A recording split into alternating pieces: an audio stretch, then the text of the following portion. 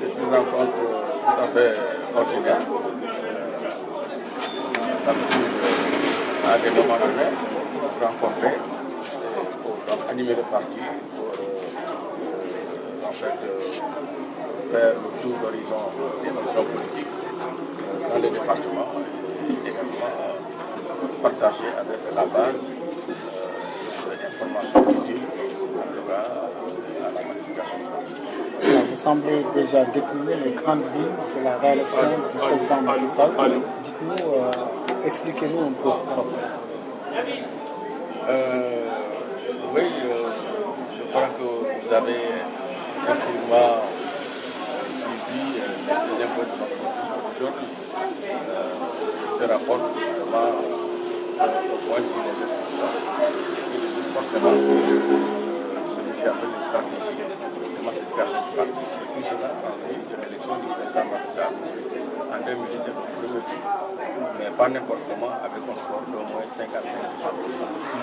Voilà, donc cette simulation a été faite bien avant le démarrage de l'inscription, en cours d'inscription, et aujourd'hui que nous avons les chiffres stabilisés de l'inscription, nous avons fait la situation véritablement connaître les impératifs justement du travail de massification pour arriver à l'objectif de l'élection du président.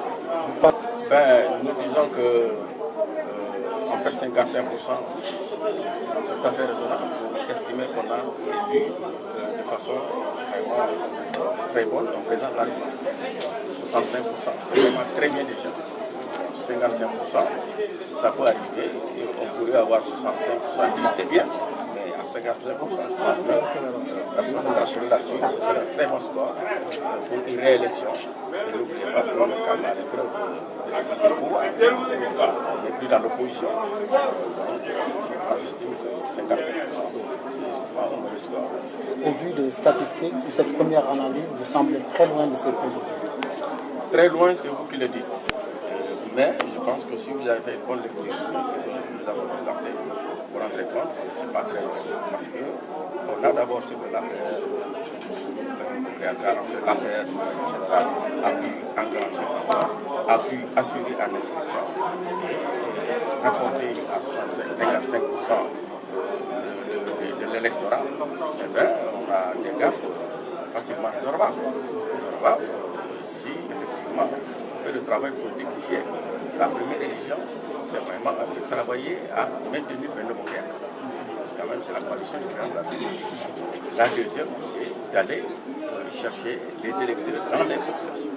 Et la troisième, c'est effectivement d'aller à la conquête des choix détenus par ce que j'appelle l'opposition radicale. Donc, si vous mettez tout cela ensemble, à terme, si on avait fini justement de décliner un peu ce travail, vous verrez que, en réalité, c'est presque assuré. Au jour d'aujourd'hui, avec l'issue de ça, c'est presque assuré l'élection du président au premier tour et avec 55%. Est-ce que vous avez des arguments infrastructurels à avancer pour convaincre les électeurs? Le premier argument, c'est d'abord ce que vous voyez à Ziguinchor, la physionomie de Ziguinchor a changé. Moi, je regardais à Ziguinchor. La physionomie a complètement changé dans le quotidien. Ça, déjà, je pense que tous les Ziguinchorois qui souhaitent vivre mieux devraient souhaiter que ce président soit reconduit avec l'espoir qu'il va faire en plus. Ça, c'est un. Deuxièmement, dans le cadre du désenclavement de la région sud, ce qui a été fait est extraordinaire. Aujourd'hui, on a 3 bateaux qui volent en navire et des prix cassés à 55%. J'allais dire à 50%. Ça, c'était même impensable. Personne n'aurait pensé, même si on demandait au Casamançais de faire des propositions, personne n'aurait osé faire une proposition allant dans le sens de dire on diminue de 50%. Ça, il l'a fait. Donc ça, c'est important. Au niveau des infrastructures routières, bon, c'est vrai qu'elle n'est pas encore finie, la route du Sud, qui va arriver à Ziguinchor. Mais tout le monde est convaincu qu'elle va être faite, elle est en train d'être. En plus de la boucle du Kalounaï, vous avez entendu l'annonce, de la boucle du Bleu qui a été bâclée par nos producteurs. Mais là, le président s'engage à tout reprendre. Quand je dis tout reprendre, c'est exactement comme celle de Fatick qui est en train d'être reprise totalement. Et avec vraiment les techniciens sont là, studieux de ceux-là, vraiment avec ces nouvelles techniques qui sont développées.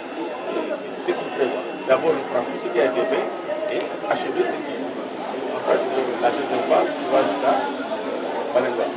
Donc, au plan de l'infrastructure, je pense que vraiment les Casamanciens sont réellement gâtés. Et ça, ce n'est qu'une amorce. Parce que véritablement, tout s'enchaîne. On besoin en créer un autre. Donc, au succès, appelle un autre. Alors, donc, il faut s'attendre à ce que d'ici peu, avec ce PSE, vraiment la Casamance pointe très haut dans ce secteur.